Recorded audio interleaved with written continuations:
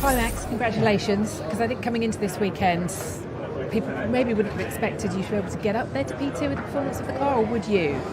It was difficult to say every single weekend, but I think as a team this weekend we did a good job. There were no mistakes really. We had a solid car, I think.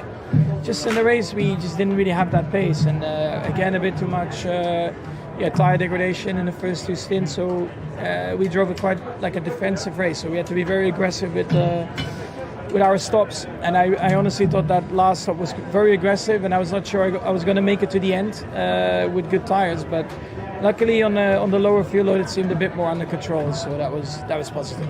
But also your outlap was pretty quick. I mean, it got you out ahead of Antonelli in the end. The undercut really worked. It was close. Yeah, it was close. But of course, the outlap also you have very little grip, so you could see that as soon I was ahead. Kimi struggled with the outlap as well, but that was key today. I do think that Mercedes in general had a bit more pace on me, but the team did a good job to call me in at the right time. Just on the end of the safety car, I know you were on the radio saying George braked aggressively and they were looking at it. What's your take on it? I think we were both trying to say to the safety car to speed up because he was only going 120 kilometers an hour.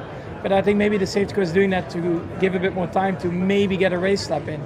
So then I think George was trying to speed up to the safety car. I was trying to do the same. And then once he tried to speed up the safety car, he then backed out, and it just caused a bit of a confusion.